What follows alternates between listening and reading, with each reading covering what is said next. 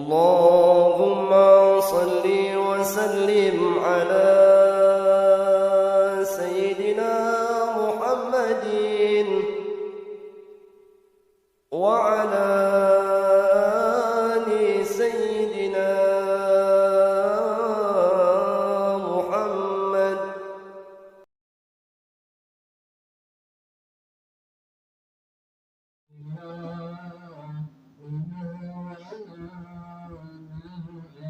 يا ربي بالمصطفى بلغ مقاصدنا واغفر لنا ما مضى يا واسع الكرم.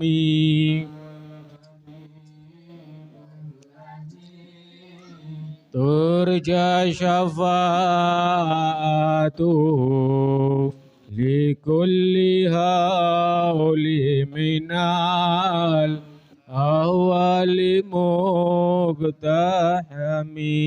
يا ربي بالمصطفى بلغ مقاصدنا واغفر لنا ما مضى يا واسع الكرم.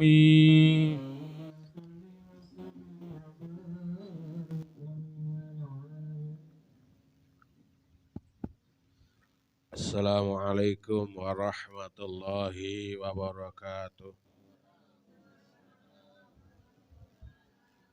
Bismillahirrahmanirrahim. Alhamdulillahi rabbil alamin.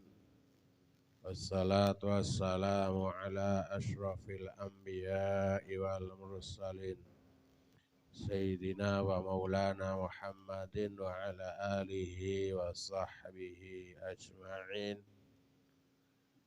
La hawla wa la quwwata illa billahil aliyyil azim. Amma ba'd. Mari kita berdoa bareng-bareng. Bismillahirrahmanirrahim. Allahumma sallimna wal muslimin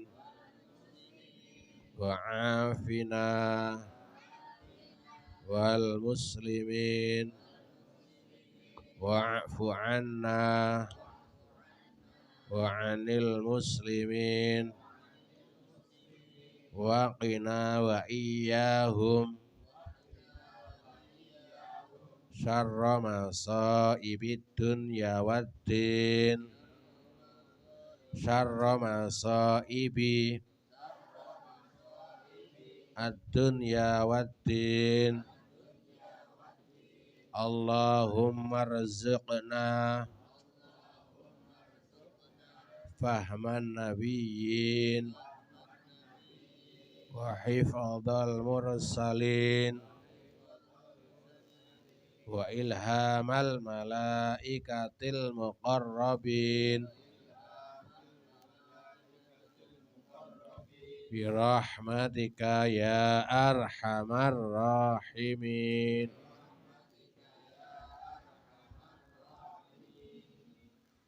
Bismillahirrahmanirrahim. Wal aklu wasyurbu wal qahqahatu warriddatu. Masih kelanjutannya yang membatalkan sholat. Wal aklu dan makan. Wal aklu dan makan.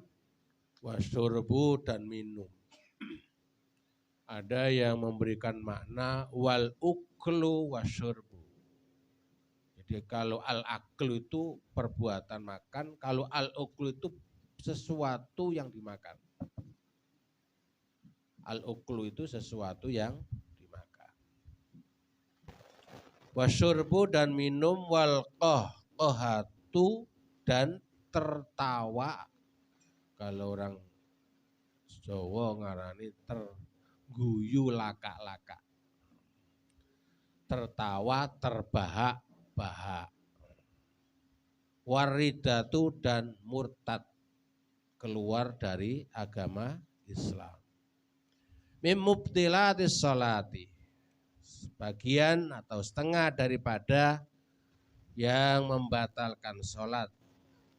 Al-aklu itu makan, wasyurbu dan minum. Jadi makan itu berarti ada bendanya. Benda yang dimasukkan ke dalam itu namanya makan. Kalau minum itu cairan yang masuk ke dalam.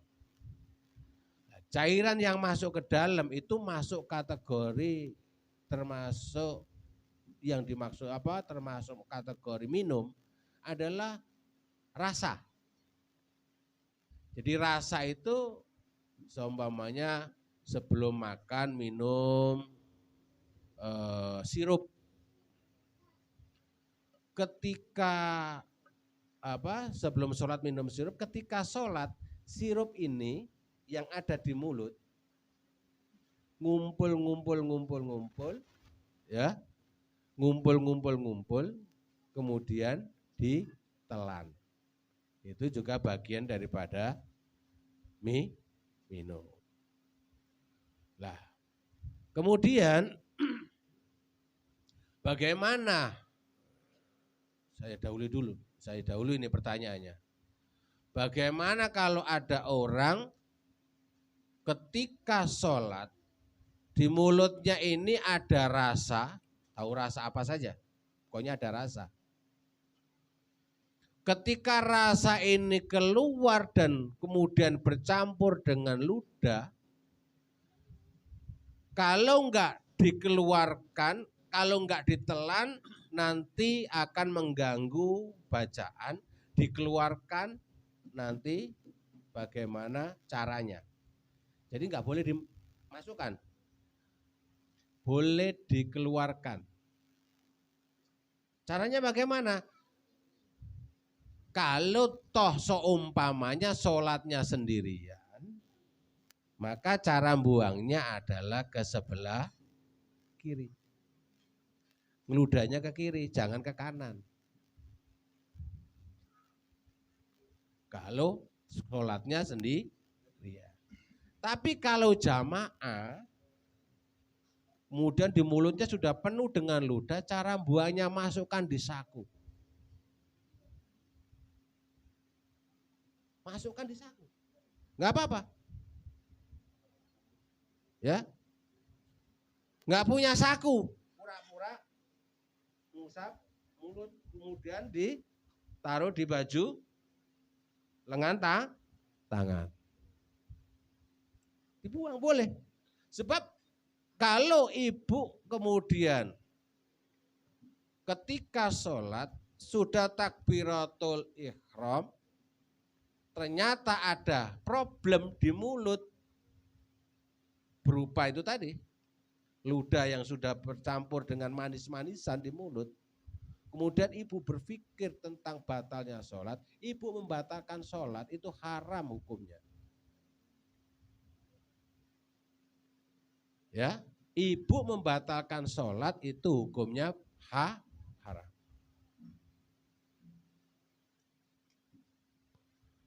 Makanya caranya adalah dengan cara kalau lagi berjamaah ditaruh di saku. Tapi kalau sholatnya sendirian bisa diludahkan.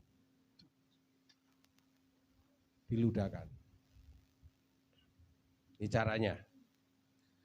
Lah kalau ada orang yang punya ludah bercampur dengan rasa manis, atau ketika sholat dia sudah siap-siap di sakunya itu botol aqua diselang, kemudian diminum, ini bisa membatalkan sholat. Atau kurang ajarnya lagi setan.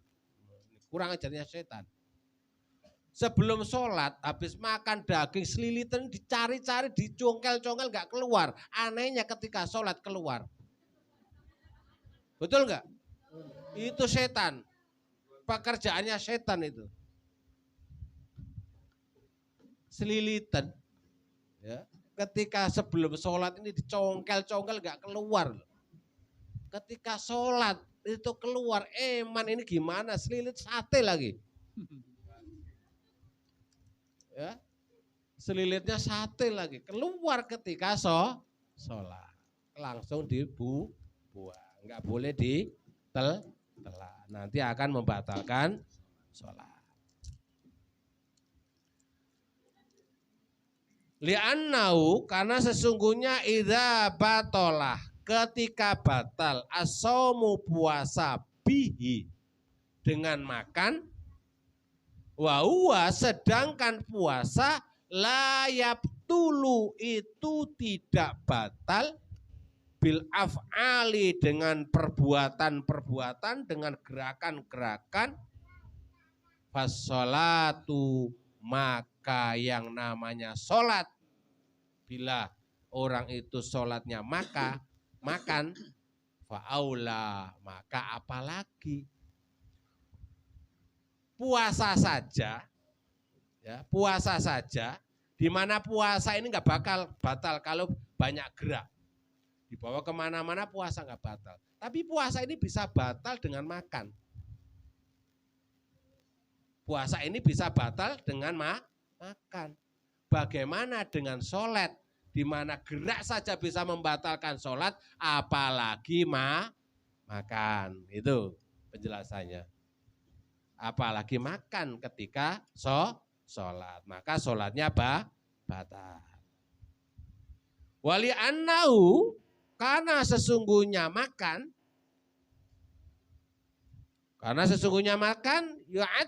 itu akan dihitung mu'arridon berpaling anis sholati dari sholat. Karena makan itu bisa menyebabkan orang berpaling dari tujuannya sholat. Tujuannya sholat adalah khusyuk menghadap kepada Allah. Kalau sudah ada makanan, maka yang dipikir adalah makannya. Sudah lupa dengan tujuannya sholat, yakni takarrub munajat kepada Allah. Idil maqsudu karena tujuan daripada minal ibadati dari ibadah-ibadah al-badaniyati yang sifatnya badan, tajdidul imani itu memperbarui iman, wa muhadasatul qalbi dan bicaranya hati. Kalau sudah makan, sudah nggak bakalan. Iman ini akan diperbarui, nggak bakalan. Hati ini bisa ngomong. Pasti hati ini sudah terganggu dengan enaknya ya rasa sirup tadi. Enaknya ya rasa sate. Berbalik ke situ. Sudah tidak lagi fokus kepada berbicara munajat kepada Allah Subhanahu wa ta'ala. Ini yang menjadi alasan daripada sholat batal karena makan. Bil ma'rifati dengan ma'rifat waruju'i dan kembali ilallahi ta'ala kepada Allah ta'ala. Wal aklu sedangkan makan yunaqidu dzalika itu bisa membatalkan semua itu yakni tajdidul iman muhadasatul qalbi bil ma'rifat warruju'u ilallahi ta'ala. Wahada begitu itu makan minum bisa membatalkan sholat idza kana apabila hal tersebut amidan itu sengaja. Makan dan minum bisa membatalkan sholat. Makan dan minum bisa membatalkan puasa bila mana makan dan minumnya itu sengaja. Sengaja ketika puasa makan. Padahal makan itu membatalkan puasa. Sengaja makan dan minum ketika sholat. Padahal makan dan minum itu membatalkan sholat. Fa'in akalah. Maka apabila ada orang yang sholat itu makan. Nasian dalam keadaan lupa. Au jahilan atau tidak tahu. bitahrimi, dengan haramnya makan di saat sholat. Liqurbi ahdihi, karena dekatnya masanya orang tersebut bil islami, dengan masuk Islam. Wa nahwihi, dan lainnya, kama marra fi syurutis sholat, sebagaimana yang sudah dijelaskan di dalam syarat-syaratnya sholat. Fala tabatulu, maka tidak batal. Orang yang makan dalam keadaan, orang yang sholat kemudian makan atau minum dalam keadaan lupa. Atau ada orang sholat, makan dan minum, dia tidak tahu bahwa ketika sholat itu tidak boleh makan dan tidak boleh minum. Ini tentang makan dan minum yang membatalkan sholat.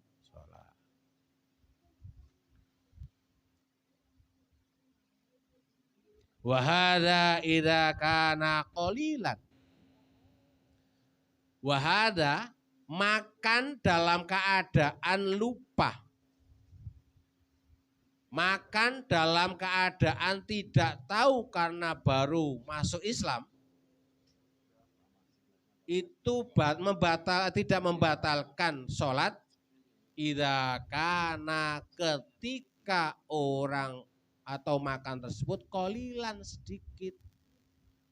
Tapi kalau ketika makannya sepiring, mbah lupa, mbah itu baru masuk Islam, sama-sama batal sholatnya.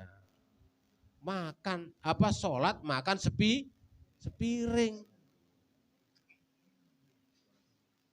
Bah itu lupa, bah itu baru masuk Islam, sama-sama sholatnya batal. Kemarin sudah nggak ribut-ribut lagi tentang ucapan selamat Natal ya Bu ya. Jangan ribut. Nggak haram mengucap selamat Natal. Jadi mengucapkan selamat Natal itu tidak haram. Hanya saja mengganggu akidah dan bisa merusak akidah kita sebagai umat Islam, yang dimana umat Islam itu harus iman, imannya itu rukunnya ada 6. Ya, nggak haram mengucap selamat Natal, ucapkan selamat Natal nggak apa-apa, nggak haram. Hanya ibu, akidahnya ibu, keimanannya ibu, keislamannya ibu dipertanyakan. Ya, saya katakan dipertanyakan begini. Orang mengucapkan selamat itu tanda apa, Bu? Setuju? Iya. Tanda setuju, tanda membenarkan dengan apa yang dilakukan oleh orang lain, ya kan? Ini buat pernyataan aja, biar tidak tiap tahun nggak ribut, dilihat orang-orang Nasrani itu loh. Tuh umat Islam itu, ayo ditepuk Ibu, disoraki, ayo umat Islam, ayo, malah dikompor-kompor, ayo terus. Jadi saya ingatkan, mengucapkan selamat Natal itu tidak ada hukum haram. Yang ada adalah merusak akidah sebagai seorang Muslim, sebagai orang Islam. Karena orang Islam itu harus beriman. Imannya itu rukunnya ada 6. Di antaranya rukun 6 ini adalah percaya kepada kitab-kitab Allah. Di antara kitab-kitab Allah itu Al-Quran. Ya, pekan dulu, kita harus percaya kepada Al-Quran. Selamat Natal. Gak ada masalah Bu mengucapkan selamat Natal. Yang jadi masalah itu ibu percaya bahwa tanggal 25 itu hari kelahirannya Isa. Bah itu Isa ibnullah, bahwa Isa ibnu Maryam. Sama saja. Ada yang ngomong, kalau Isa ibnu Maryam gak apa-apa, tapi kalau Isa ibnu Allah haram. Kata ada orang yang ngomong gitu. Kalau menurut saya, baik itu yang dilahirkan Isa ibnu Maryam maupun Isa ibnullah yang diyakini oleh orang-orang Nasrani sebagai anak Tuhan, itu sama hukumnya, bukan hukumnya, itu sama bisa merusak akidah kita. Karena tanggal 25 itu bukan kelahirannya Nabi Isa. Di dalam Al-Quran surat Maryam, Ibu. Di dalam Al-Quran surat Maryam itu dijelaskan dalam ayat 25. Faja'a hal makhadu fi jid'in nakhlah. Sampai kemudian Maryam qalat ya laitani mutu qabla an hada. Jadi ketika Maryam itu merasakan sakit mau melahirkan, sekonyong-konyong kemudian memaksa Maryam ini duduk di bawah pohon kurma yang sedang berbuah. Sampai Maryam ngomong, ya Allah, betapa aku ini. Andaikan saya ini mati sebelum saya melahirkan ini bayi, pasti nanti saya tidak akan dipedulikan dan saya akan dilupakan. Karena yang dikandung ini adalah sudah dikatakan oleh Ruhul Kudus Malaikat Jibril itu adalah Rasulullah. Tapi saking gak kuatnya nahan sakit mau melahirkan. Kemudian fanada. Kemudian malaikat, yakni malaikat Jibril Ruhul Kudus memanggil, jangan khawatir. Kamu itu di bawah pohon kurma yang sedang berbuah, di bawahmu itu ada sungai yang mengalir. Fauzi bijin innakla. Goyang itu pangkal pohon kurma itu tuh sakit. Alaika jasiyah. Pasti nanti buah kurma itu rontok semua kepadamu. Nah, sekarang begini, Bu. Pohon kurma itu memang ada di bulan Desember berbuah. Katanya tanggal 25 Desember itu hari lahirnya Nabi Isa. Kemudian saya tanya, di bulan Desember tanggal 25 itu memang ada kurma berbuah. Kurma itu, Bu, berbuahnya di musim panas. Kurma itu berbuahnya di musim panas. Musim panas kurma berbuah itu di bulan Juli sampai September. Sekarang kita tepuki, orang-orang Nasrani sekarang lagi ribut masalah hari kelahirannya Yesus. Bingung sendiri sekarang. Karena di Bible sendiri, kelahirannya Nabi Isa itu di saat pengembala itu mengembalakan hewan dombanya di waktu malam. Lah kalau musim dingin ya mati ya mengembala. Dia mengembala domba di waktu malam itu karena nggak kuat, di siang hari itu panas sekali. Maka mengembalanya adalah di malam hari. Jadi jangan mengucapkan selamat Natal, jangan tanya hukumnya apa. Tidak ada hukum, yang ada adalah merusak akidah kita. Yang mana akidah kita itu harus percaya kepada kitab Allah, yakni Al-Quran. Al-Quran menjelaskan lahirnya Isa di saat kurma sedang berbuah.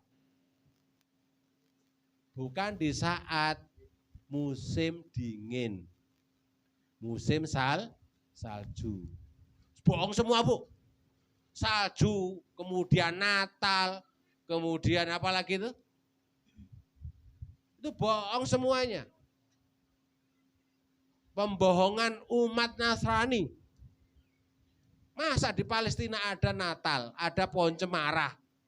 Coba cari pohon cemara di Palestina.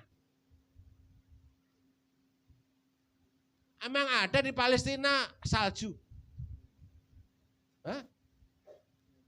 Bukan termasuk daerah kutub Palestina. Enggak ada salju. Pembohongan semua itu. Ini terkait dengan masalah selamat Natal.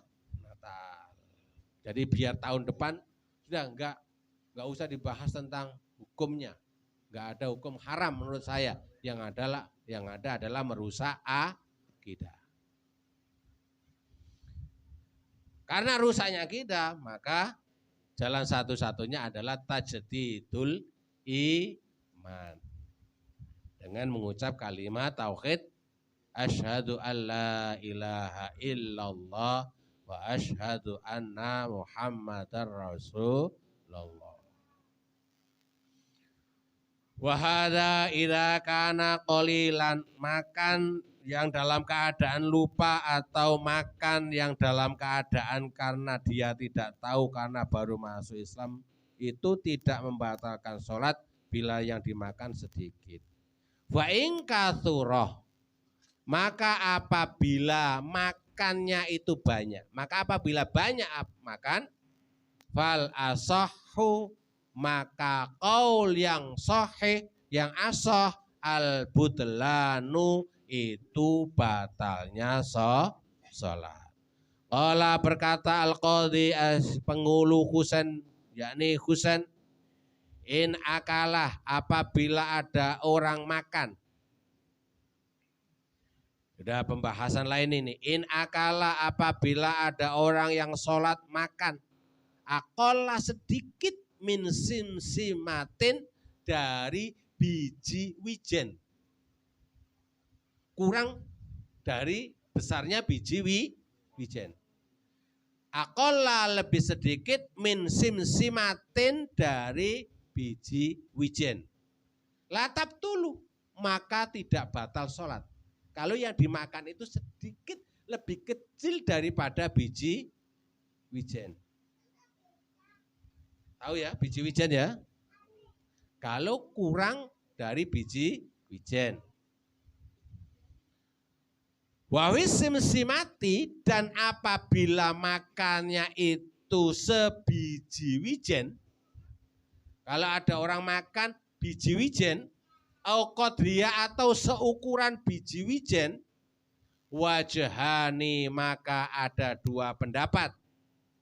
As-sahihu, pendapat yang sahih, al-budlanu, batalnya sholat. Kecil tetap membatalkan sholat. Wasyurbu, sedangkan minum, kal aklu, itu sebagaimana makan.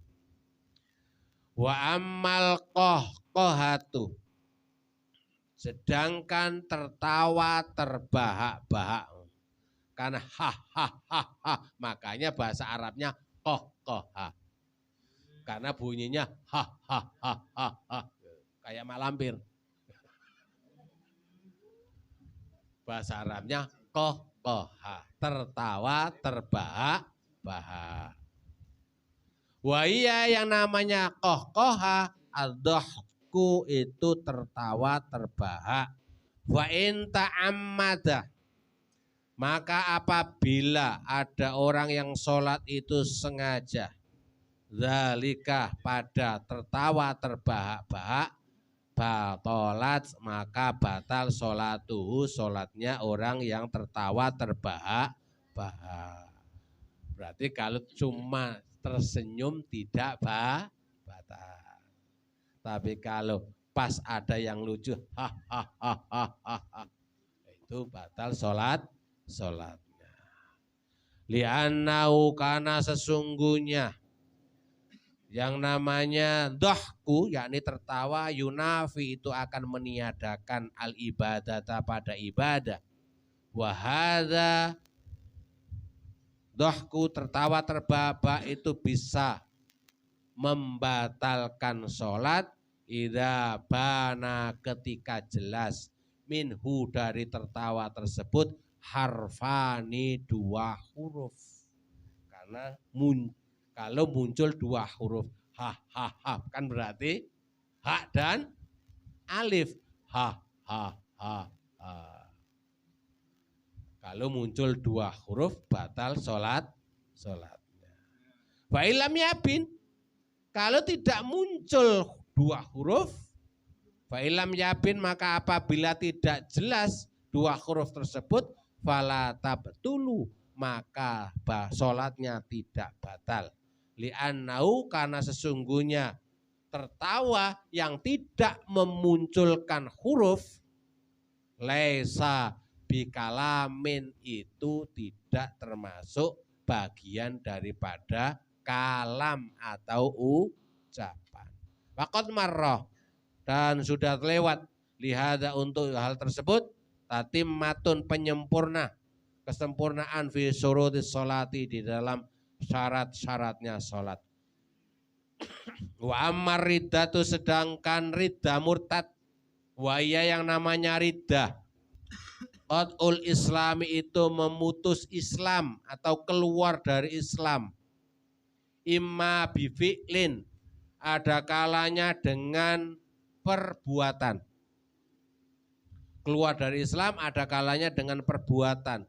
Ka'an sajadah, sebagaimana orang tersebut sujud fi sholati, di dalam sholat. Ketika sholat, dia sujudnya itu tujuannya adalah sujud li sonamin, pada berhala, auli syamsi, atau sholatnya, sujudnya itu kepada matahari. Makanya ketika matahari terbit itu nggak boleh, ketika matahari di atas itu nggak boleh, ketika matahari tenggelam itu nggak boleh sholat. Dikhawatirkan nanti sholatnya itu tujuannya untuk terbitnya matahari. Dikhawatirkan sholatnya itu untuk matahari pas di tengah. Dikhawatirkan sholatnya karena matahari sedang tenggelam. Ini hukumnya makro tahrim. Tapi ulama sebagian besar mengatakan haram sholat ketika matahari terbit, sholat ketika istiwa, sholat ketika matahari terbenam. Yang dikhawatirkan itu tujuannya adalah bukan sholat sujud kepada Allah, tapi tujuannya adalah menyembah atau sujud kepada matahari. Jadi kalau ada orang sholat di belakang tiang, kemudian ketika sholat dia dalam hatinya itu ada tujuan, saya sujud untuk tiang ini, pasti tiang ini ada penghuninya, itu bisa membatalkan sholat karena itu sudah masuk kategori murtad bifi'li, murtad dengan perbuatan. Au qaulin, atau murtadnya tersebut dengan ucapan. Ka'an salasah, sebagaimana ada orang sholat tapi di dalam sholatnya itu punya keyakinan apa bahasanya itu ya, Allahu Akbar, Yesus ibnullah, Maria ummu. Ini berarti sudah masuk kategori termasuk kategori murtad lagi itu. Di situ dijelaskan awi takoda ka'an fakkaro fis sholat, atau orang itu ketika sholat mikir-mikir, ketika sholat muncul pemikirannya itu tentang dunia ini lebih dahulu daripada Allah. Ketika sholat mikirnya kebelanjur, ya, mengatakan bahwa setelah dipikir-pikir, Allah kalau nggak ada dunia ini terus di mana? Akhirnya dia punya kesimpulan bahwa alam ini lebih dahulu daripada Allah. Ini bisa masuk kategori murtad, di mana murtad itu membatalkan sholat. Atau berpikir ketika ada orang mati kecelakaan, dia berpikir bahwa orang ini matinya bukan karena Allah, tapi karena ditabrak mobil. Maka dia sudah masuk kategori murtad. Orang ini enggak sewajarnya, enggak karena Allah ini, karena ketabrak mobil. Itu sudah. Makanya kalau sholat itu makna itu penting, perlu dan sangat-sangat penting untuk difahami. Sebab kadang-kadang ada hal-hal yang ketika dibaca itu kita bisa salah dalam ucapan apa yang kita baca. Contoh, iya karena butuh iya kanas. Ini bisa memurtadkan kita kalau tidak benar. Iya karena butuh. Kalau iya karena butuh ada tasdid pada iya, maksudnya adalah hanya kepadamu kami menyembah dan hanya kepadamu kami minta pertolongan. Tapi kalau bacaannya tidak benar, iya karena butuh, iya karena stain, maka bisa jadi murtad. Karena kepada sinar saya menyembah dan kepada sinar saya minta pertolongan. Ini kalau disengaja bacaannya seperti itu, dia tahu bahwa itu tidak benar, maka ini bisa masuk kategori murtad. Maka kalau baca iya karena butuh iya karena stain. Contoh lagi, di dalam iftitah itu ada wa ma ana minal musyrikin dan wa ana minal muslim. Kadang-kadang karena ngelamun kemana-mana, menghayal kemana-mana, wa ma ana minal muslimin, wa ana minal musyrikin. Karena enggak konsentrasi. Makanya sholat itu butuh fokus. Jangan yang penting sudah sesuai secara syariat, sudah benar, sudah sah. Tapi kita sholat itu harus syariat diimbangi dengan keimanan. Jadi 3 itu syariat, hakikat, makrifat. Syariat itu bentuk gerakan ucapannya sholat. Hakikat ketika sholat itu apa yang kita tuju? Yakni percaya kepada Allah. Fokus munajat kepada Allah. Yang kita sembah ketika gerakan yang begitu indahnya itu ada tujuannya, yakni menyembah kepada Allah. Makrifatnya seakan-akan kita melihat Allah. Ketika sholat seakan-akan kita melihat Allah. Anta buddha ka'annaka tarau fa ilam takun fatarau fa innahu yaraka.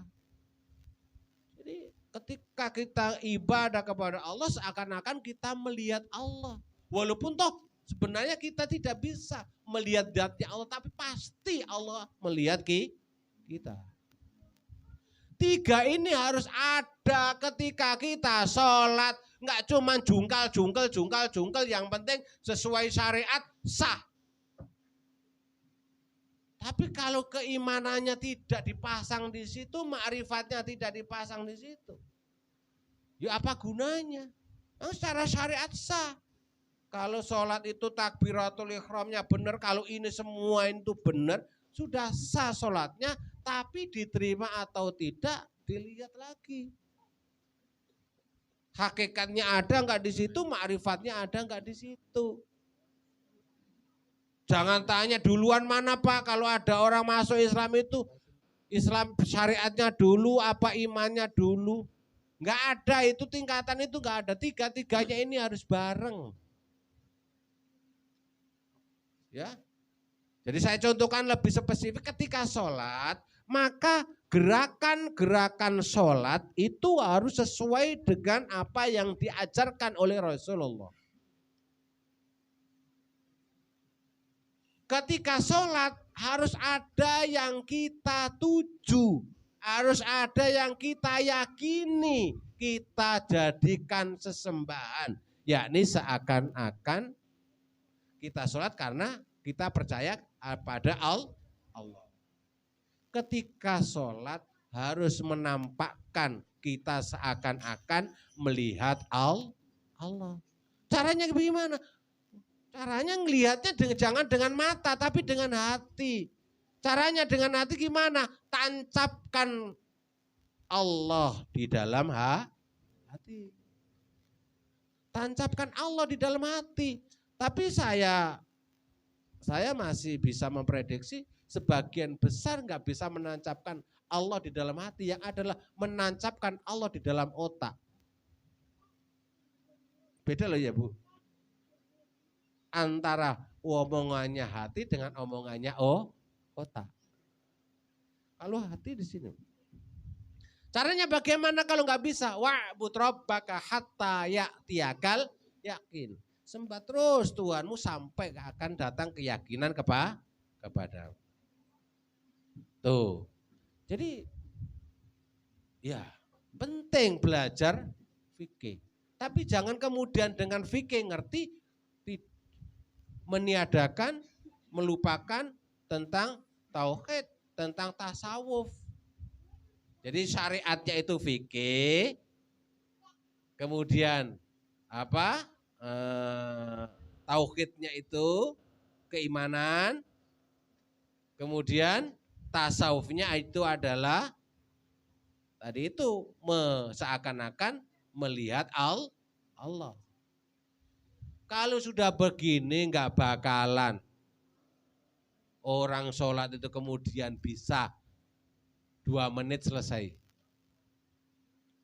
Kalau sudah benar-benar sholatnya ini dibarengi 3 kali. Nggak bakalan sholatnya itu 3 menit, 2 menit selesai. Orang yang sholatnya 20 rakaat rawet, 4 menit, 7 menit selesai, itu nggak ada sama sekali. Nggak ada sama sekali. Bohong kalau itu bisa khusyuk. Bohong, bullshit kalau itu khusyuk. Bohong besar kalau 3 hal ini bisa masuk di dalam sholat yang 20 rakaat dikerjakan selesai 7 menit. Hanya punya faedah atau punya manfaat untuk olahraga saja. Kalau ada orang sholat tarawih 20 rakaat 7 menit itu faedahnya olahraga, sehat.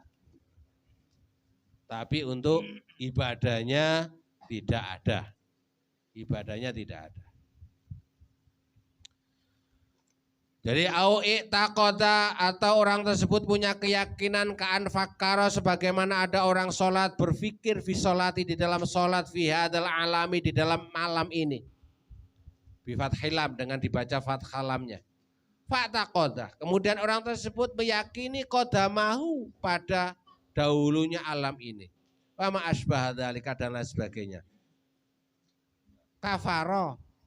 Kalau ada orang mikir-mikir kemudian sampai kemudian punya kesimpulan alam ini lebih dahulu daripada Allah, kafaro. Maka kufurlah orang tersebut. Kufurlah orang tersebut. Sampai di dalam kitab Tanwirul Qulub itu kalau ada orang punya keyakinan bahwa api itu membakar, bahwa pisau itu bisa melukai, maka kafirlah dia. Jadi kalau ada orang punya keyakinan makan itu bisa mengenyangkan. Yang menyebabkan orang kenyang itu karena makan. Yang menyebabkan orang dahaga itu karena minum. Maka kafirlah dia. Buktinya apa? Nabi Ibrahim itu dibakar enggak mati, enggak gosong. Karena api tidak dikehendaki oleh Allah untuk membakar.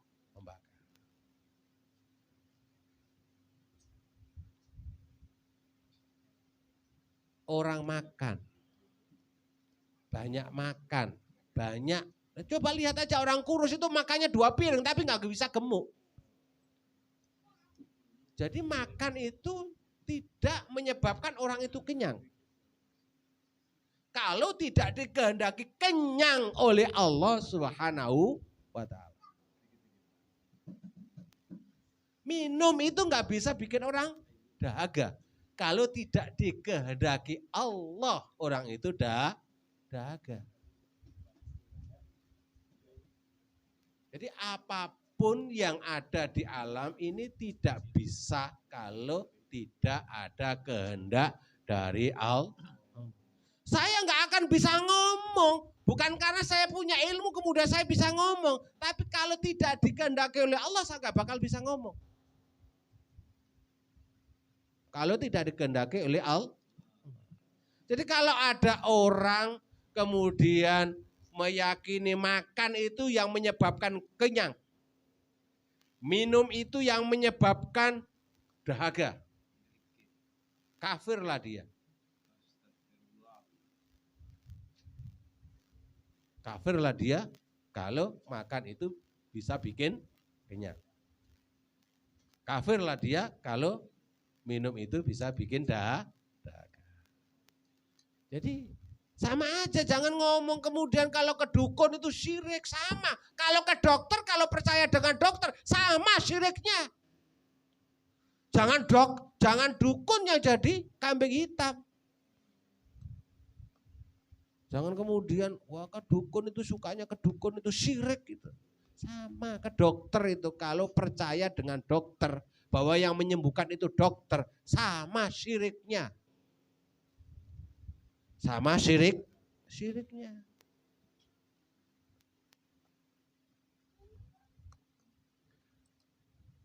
Watabtulu dan batal sholatuhu, sholatnya orang yang meyakini bahwa alam ini lebih dahulu daripada Allah. Wakadha begitu juga. Lawi takoda. Apabila ada orang punya keyakinan adama wujubis sholat, tidak wajibnya sholat. Wah, sholat ini enggak wajib. Yang penting adalah percaya kepada Allah. Ini banyak sekarang. Ini yang masuk aliran kepercayaan. Enggak penting sholat itu. Yang penting dalam hati ada Allah.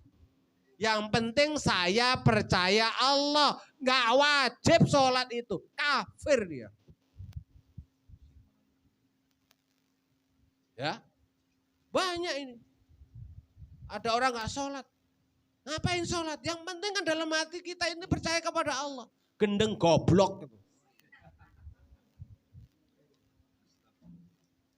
Banyak bu, hati-hati. Hati-hati. Ini banyak sekali orang-orang yang, ya itu tadi, nggak perlu sholat. Sholat itu nggak ada penjelasannya di dalam Al-Quran 5 waktu, goblok Armando. Kok Al-Quran, cari yang lain. Allah itu menjadikan Al-Quran sebagai dasar. Kemudian ditafsiri, dijelaskan oleh Rasulullah. Lo ngomong begitu tuh lo, buat apa? Hanya nyari sensasi.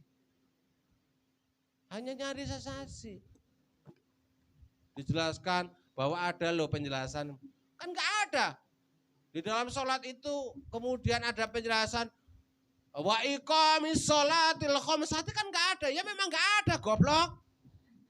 Penjelasannya kan beda-beda. Wa aqimis sholat liduluki samsi. Kan ada penjelasan di situ. Jangan kemudian karena nggak ada kata-kata wa aqimis sholatil khamsi, nggak ada dalam Al-Quran perintah sholat 5 waktu.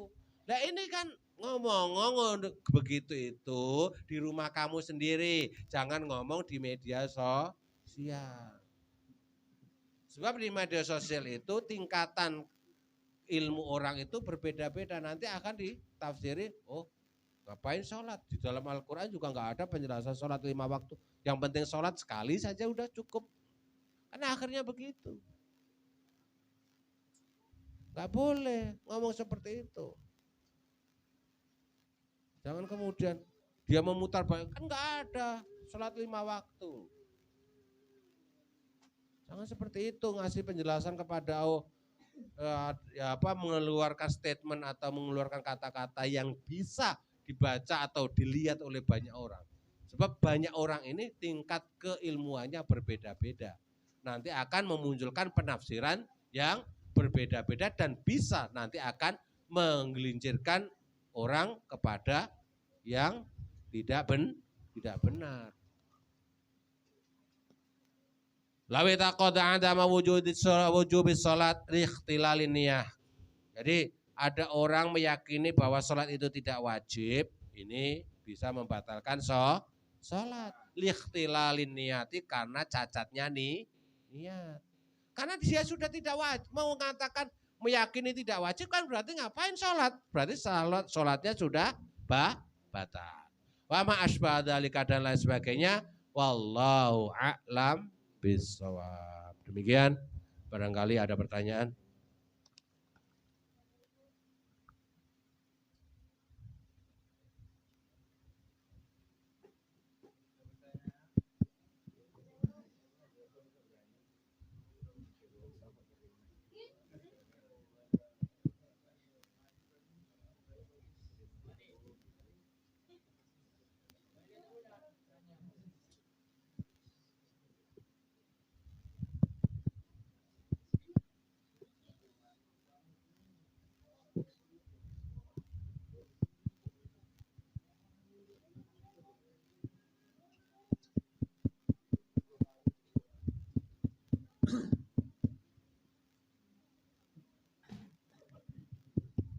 Ya. Siapa yang mau nanya? Keterangannya agak jelimet, membutuhkan analar yang agak terang. Jadi tadi udah nyerempet masalah akidah. Jadi kalau nggak bisa mencerna dengan benar, jangan sok-sok ntar cerita kemana-mana. Jadi yang dikatakan Ustaz tadi kan memakan itu bukan menjadikan sebab kenyang. Kalau di dalam kitab ilmu-ilmu tauhid ya seperti itu gitu.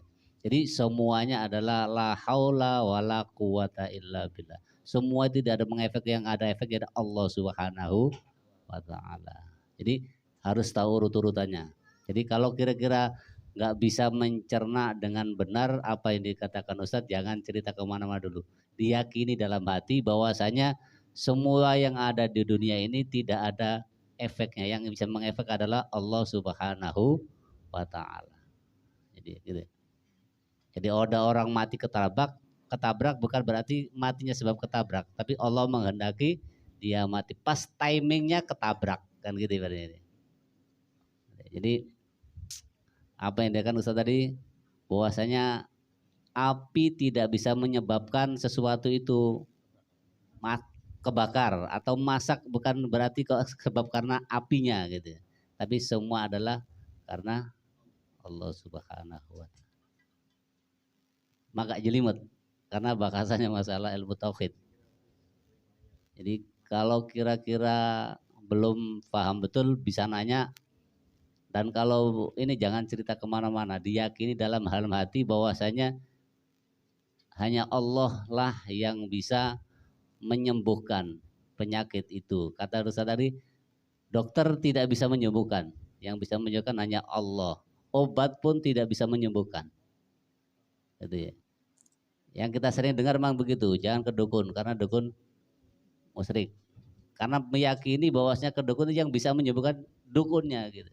Itu yang menjadikan orang musyrik.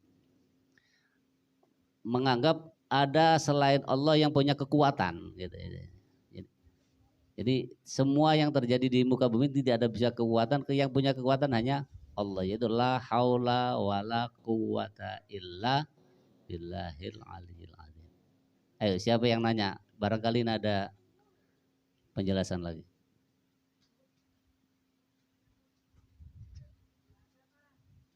agak ya. Alhamdulillah, mudah-mudahan apa yang disampaikan oleh guru kita membekas di hati kita, menjadi pengingat kepada kita bahwasanya kita belajar ilmu nahwu, ilmu sorof, ilmu fikih itu penting, apalagi ilmu tauhid. Karena kalau kita tidak tahu, ya akhirnya kebablasan hidup kita. Ya alhamdulillah gunanya kita ngumpul, kita ngaji, berarti kita mendapat petunjuk daripada guru-guru kita. Assalamualaikum warahmatullahi wabarakatuh.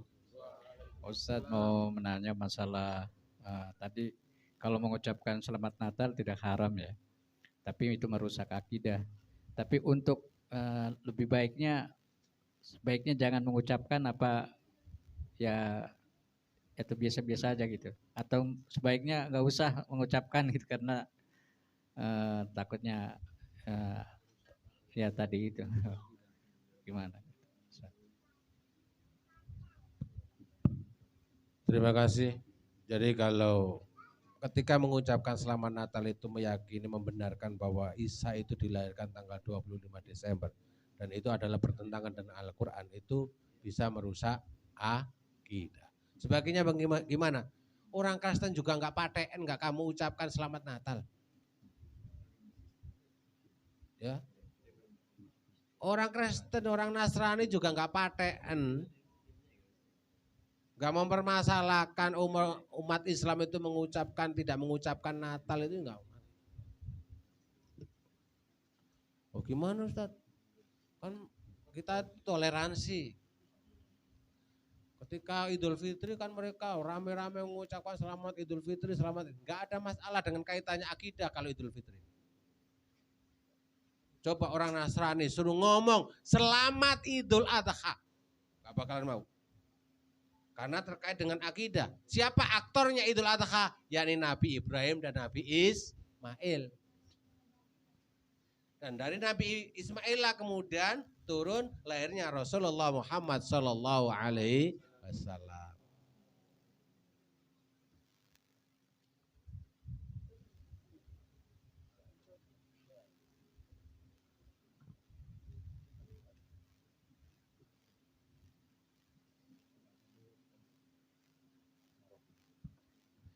Jadi sebaiknya tidak usah mengucapkan kalau tidak ada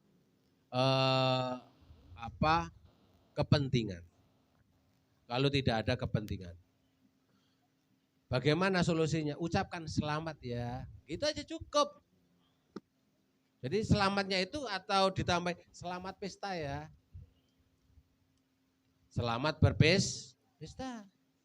Sebab asal muasalnya tanggal 25 itu waktu atau hari berpestanya orang-orang Romawi memperingati kelahirannya Zeus, dewa matahari. Kemudian diklaim, Nabi saya juga sama, Tuhan saya juga sama, lahirnya tanggal 25 supaya orang Romawi mau masuk Nasrani. Sama dengan pohon cemara. Di Palestina itu enggak ada pohon cemara, apalagi sampai Nabi Isa dilahirkan saat atau di bawah pohon cemara. Itu orang-orang Nasrani mau invasi, mau dakwah, mau menyebarkan agama Nasrani ke Jerman. Di Jerman itu penyembah dewa cemara. Akhirnya supaya orang-orang Jerman yang menyembah dewa cemara ini mau masuk Nasrani, orang-orang Nasrani ke sana datang, Tuhan saya juga lahirnya di bawah pohon cemara. Sama-sama lahir di bawah pohon cemara. Makanya kemudian muncul pohon cemara dihias lampu kerlap-kerlip. Tuh, itu ceritanya. Enggak ada di Palestina, apalagi sampai Nabi Isa dilahirkan di bawah pohon cemara, itu enggak ada. Jadi enggak usah. Kalau enggak ada, semuanya sebagai pejabat atau sebagai atasan yang mana anak buahnya ini agamanya ada yang Nasrani, Gak usah kita ngomong selamat Natal, udah cukup selamat ya, selamat berpesta riah gitu aja. Selamat berpesta. Demikian. Iya. Kok di HI? Tahu di Kementerian Agama di Depak Pusat itu ada pohon cemara gede itu di depannya. Karena luar biasa Menteri Agama kita yang gus-gus itu sekarang jadi Menteri Agama, toleransinya luar biasa. Ya. Jadi luar biasa. Sampai gereja nggak butuh dijaga. Angsor suruh jaga gereja. Padahal ada petugas yang bisa mengamankan gereja. Buat apa polisi? Sudah ada polisi kok gaya-gayaan Angsor jaga gereja. Nah, itu kalau saya kesimpulannya, carimu. Bukan. Loh, polisi ada. Polisi nggak kuat ada tentara kok. Ngapain? Sok-sokan ikut mengamankan perayaan Natal. Demikian ya. Gak usah mengucapkan. Mereka juga tidak kita ucapkan juga tidak mempermasalahkan. Ya, tidak kita ucapkan selamat juga tidak masalah. Demikian. Cukup. Demikian mudah-mudahan kajian fikih pada malam hari ini bermanfaat. Kurang lebihnya saya mohon maaf yang sebesar-besarnya. Wallahul muwaffiq ila ma yuhibbuhu wa yarda.